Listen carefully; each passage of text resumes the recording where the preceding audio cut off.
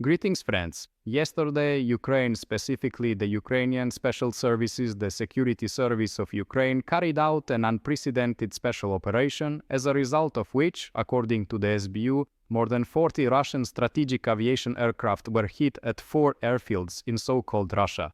And that's wonderful. Here, the plane is burning out, and there are 7 more like this. Here it's probably worth recalling a bit of history. It was Ukraine that handed over quite a few strategic aviation aircraft to the so-called Russian Federation. So yesterday we didn't destroy anything, we were simply taking back what was ours. And ultimately, if the Russians hadn't used this element of the nuclear triad to strike Ukrainian residential buildings, maybe we wouldn't have touched them at all. Just kidding, of course they still needed to be destroyed. Look where it's exploding over there, there and there. It's even burning, you can see it. What is that? And look, something else just exploded.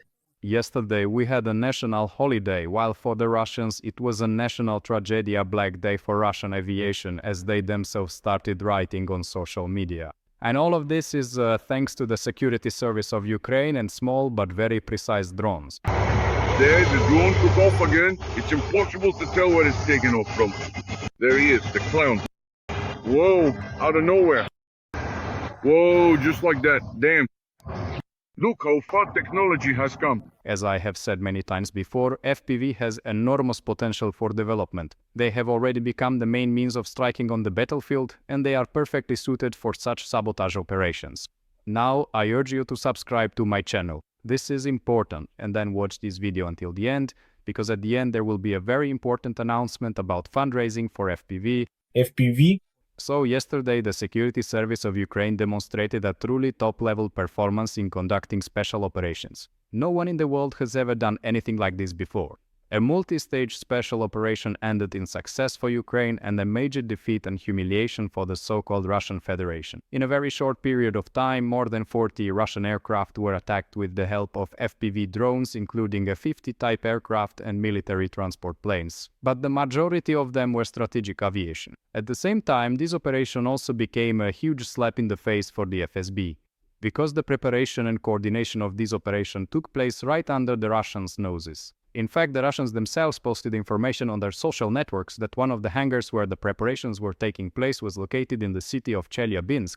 It would have been better if they had kept quiet and not embarrassed themselves like that. How could this happen right under their noses? This operation demonstrates that no one and nothing in so-called Russia can be safe, even if you've brought in a lot of air defense systems, even if you think you have everything protected. No, Ukraine can reach the Russians anywhere and in any way. Let them walk around looking over their shoulders now. This operation is also of great significance for our international partners.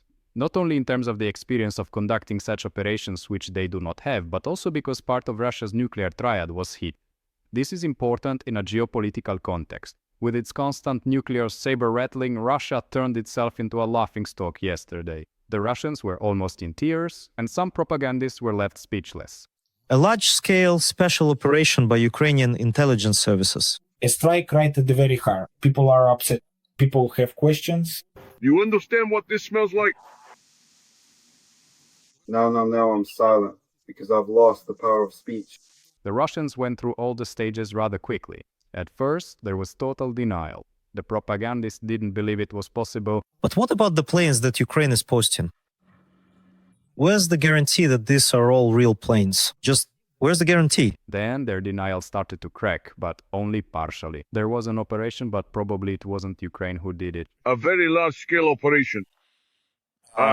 Ukraine isn't capable of that.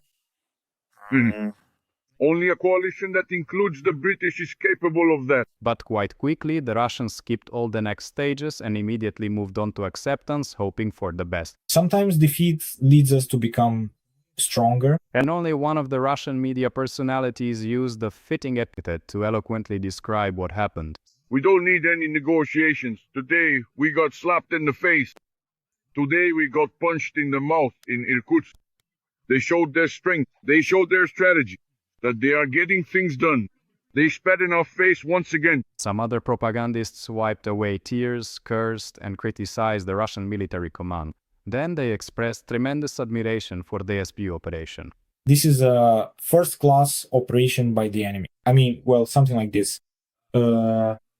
well, we've already gotten used to all sorts of things, right? But we've never seen operation of this level of complexity before. Indeed, this is an unprecedented operation, and we probably still can't grasp its full scale. We need a little more time, but the Russians have already experienced a sense of national humiliation. Well, let's be honest, people are reflecting on this. People are uncomfortable. People have questions. People are... It's hard to breathe even at the edges. In general, national humiliation together with distrust of the central government will sooner or later lead to the collapse of the so-called Russia. I'm convinced that you and I will live to see these wonderful times. Meanwhile, Russian propagandists are trying to save the situation and are looking for someone to blame. And the one to blame is not Vladimir Putin, who gave the order to start the war, but the conscript soldier. Now he has to be executed. The videos that are appearing are being filmed by conscripts. And maybe they should just execute this conscript, just bring him out and shoot him in front of the formation like a traitor to the motherland. And as soon as the Russians deal with that conscript who is supposedly to blame for everything, they will immediately, without hesitation, launch a nuclear strike on Ukraine. Because what happened today, as we said, based on our nuclear doctrine, gives us the opportunity to deliver an unprecedentedly harsh strike. Of course, the Russians might try to launch new missile and drone strikes on Ukrainian territory, but they would have done that anyway. It doesn't matter what we would do, we've already retaliated. But no one is actually going to use nuclear weapons. How much longer are we truly going to have to put up with this situation, really? The very fact is unpleasant. Well, what can we do? We'll endure it? There won't be, because Vladimir Putin decided to choose the path of humiliation and still send the Russian delegation to negotiations in Istanbul. For some reason, Medinsky doesn't want to comment on the story with the strategic aviation. Volodymyr Rostislavovich, please tell us, how about the strikes on Russian territory? Tomorrow and today. I've seen everything, I know everything will be tomorrow. The negotiations in Istanbul are scheduled to take place today in the second half of the day. Ukraine brought its version of the memorandum in English and Ukrainian, and the Russians are very offended that it's not in Russian. And that's the right thing to do. We will keep following the news. And now I have to tell you about the big fundraising campaign we launched today with Monobank. We are raising 70 million hryvnias for 220 Shahid interceptors and for 1,500 anti-aircraft FPVs to shoot down Russian reconnaissance drones. And if you donate 300 hryvnias or more, you also have a chance to win an apartment in Pechersk. So hurry up, take part, and help protect our skies. All the payment details are in the description of this video. Meanwhile, thanks to you, our soldiers have already received another 290 different FPVs. Glory to the heroes! Invest in new technologies, invest in your own security, invest in the protection of our skies, and continue to support the security and defense forces of Ukraine.